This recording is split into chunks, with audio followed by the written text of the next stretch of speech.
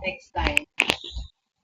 Kailangan hanggang si Pastora Miles para siya magkarga. Hindi tayo makakaaral. Opo, pumunta dito. Sabi ni. Dahil mo na dito. Ano naman yun? Mga alam. Hindi mo niyo sa akin. Siguro mga ano. malinaw pa. 1:30. Malinaw pa. Malinaw ka. Kailan yung umalis kami ni Kiki kahapon, nakita mo kami ko yan. Sabi ko, Bumanan siya kahapon kanina. Malinaw pa. Ano kami kumapis na tayo. Isip niyo balik na ako.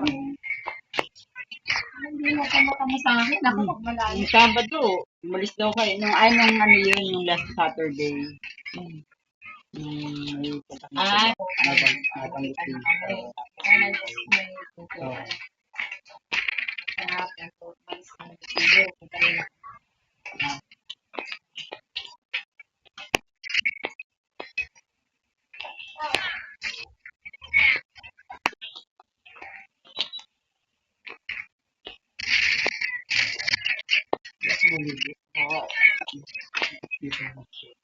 malamig kayo eh.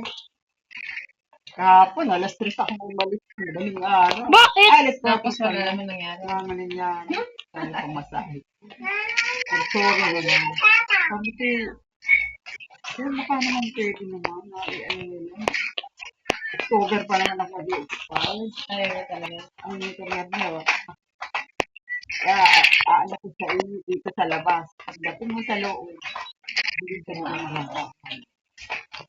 Yun lang naman na yung paglapit niya. Ang ano nila kasi mga 1 week pa lang yung teka. Ay ako July 20. Sabi kaya umabot sila ng gano'n. Hinintay ko ba yung 6 months. 6 months yun.